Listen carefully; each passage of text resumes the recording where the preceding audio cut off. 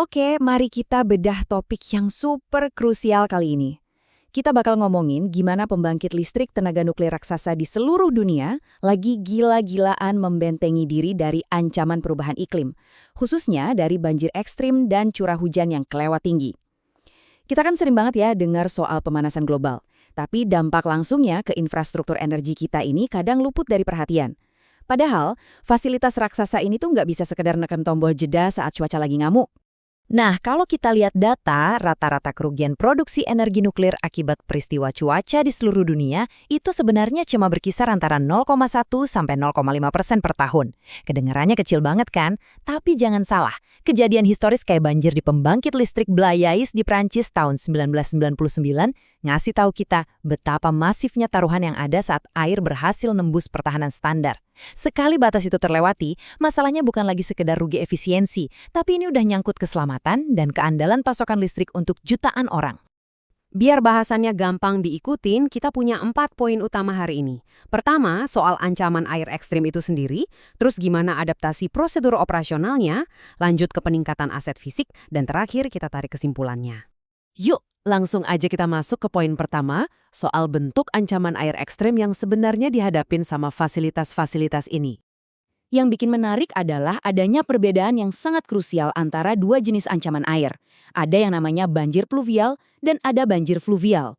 Banjir pluvial itu terjadi pas ada curah hujan lokal yang sangat ekstrim, sampai sistem drainase dan tanah di lokasi itu nyerah, nggak sanggup lagi nampung air. Sementara itu, banjir fluvial itu asalnya dari luar, kayak sungai atau air laut yang meluap dan menerobos masuk membanjiri lokasi. Keduanya ini menghadirkan teka-teki teknis yang beda banget dan jelas butuh strategi rekayasa yang spesifik. Dan kondisi cuaca ekstrem kayak gini akhirnya maksa industri energi buat ngubah pola pikir mereka secara drastis, yaitu mengadopsi mentalitas mode pulau. Coba bayangin deh, ada hujan lebat, badai, banjir bandang, jalanan terputus total, dan jaringan listrik di sekitarnya mati semua. Di situasi kacau kayak gitu, pembangkit itu wajib direkayasa sedemikian rupa supaya bisa tetap beroperasi layaknya pulau terpencil yang mandiri.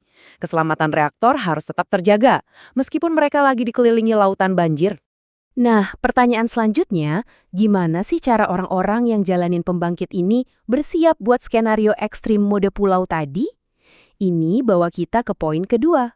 Intinya, pertahanan operasional itu nggak bisa reaktif, nggak bisa nunggu hujan turun baru panik. Semuanya dibangun berlapis, mulai dari pemantauan prediktif dan inspeksi manual di lapangan, lalu mindahin peralatan kayak pompa portable ke titik-titik strategis, sampai puncaknya adalah latihan rutin. Tim di lapangan benar-benar mensimulasikan isolasi total, bahkan sampai latihan nurunin suplai logistik pakai helikopter atau perahu pas jalanan udah nggak bisa dilawatin. Jadi ini semua sangat bergantung sama kesiapan proaktif staf. Mereka harus jalan keliling mastiin saluran air bersih dari puing, ngetes pompa penampungan, dan mastiin pompa portable plus generatornya udah ditaruh di dataran tinggi jauh sebelum badai datang. Mereka juga udah nyiapin karung pasir dan gel polimer di titik-titik rawan. Semua checklist ini wajib tuntas sebelum tetesan hujan ekstrim pertama jatuh. Kalau tadi kita ngomongin manusianya, sekarang di poin ketiga kita bakal zoom in ke perangkat keras alias upgrade aset fisiknya. Contoh nyata yang keren banget ada di pembangkit listrik Bohunice di Slovakia. Setelah ngecek titik-titik lemah mereka, pengelola ngerombak akses masuk di ruang turbin. Mereka masang titik pemasangan permanen di dinding dan nyiapin penghalang banjir kelas berat yang bisa langsung dipasang dengan super cepat pas alarm cuaca buruk bunyi. Bener-bener pertahanan lapis pertama yang kokoh. Tapi yang bikin geleng-geleng kepala itu inovasi otomatisnya. Masih di fasilitas yang sama, mereka naruh kotak-kotak penyimpanan warna abu-abu di lokasi strategis. Isi di dalamnya bukan karung pasir biasa yang bikin capek ngangkatnya, melainkan kantong polimer canggih. Kantong ini bisa nyerap air sampai 3 kali lipat berat aslinya cuma dalam hitungan menit. Jadi pas ada air masuk tiba-tiba, benda ini ngasih perlindungan instan tanpa butuh banyak tenaga manusia. Sekarang kita terbang ke Swiss, ke pembangkit listrik Gosgen. Pendekatan teknologi mereka gila banget. Mereka menjalankan simulasi cuaca raksasa menggunakan data dari 300.000 tahun. Tujuannya apa? Buat nyari tahu potensi ancaman banjir fluvial yang nggak kepikiran sebelumnya. Dan tebak, apa yang mereka temukan? Ada risiko tumpukan batang kayu besar-besaran di jembatan pejalan kaki dekat situ, yang kalau kejadian bisa membelokkan arus sungai langsung menghantam fasilitas mereka.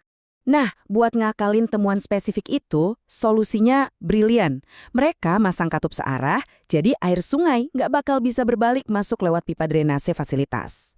Nggak cuma itu, mereka langsung nyambungin pompa drainase ke jaringan listrik darurat.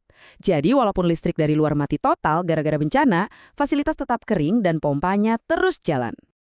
Oke, kita udah lihat masalah dan solusinya. Sekarang waktunya masuk ke poin terakhir untuk ngerangkum semuanya. Kalau bisa ditarik benang merahnya, industri ini bertahan dengan pendekatan 3 pilar.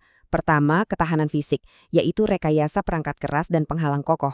Kedua, operasional, di mana manusia di baliknya benar-benar dilatih untuk skenario mode pulau. Dan yang ketiga, kesiapan organisasi itu sendiri, di mana manajemen secara aktif memakai ilmu iklim terbaru buat memprediksi masa depan, bukan sekedar bereaksi ke masa lalu.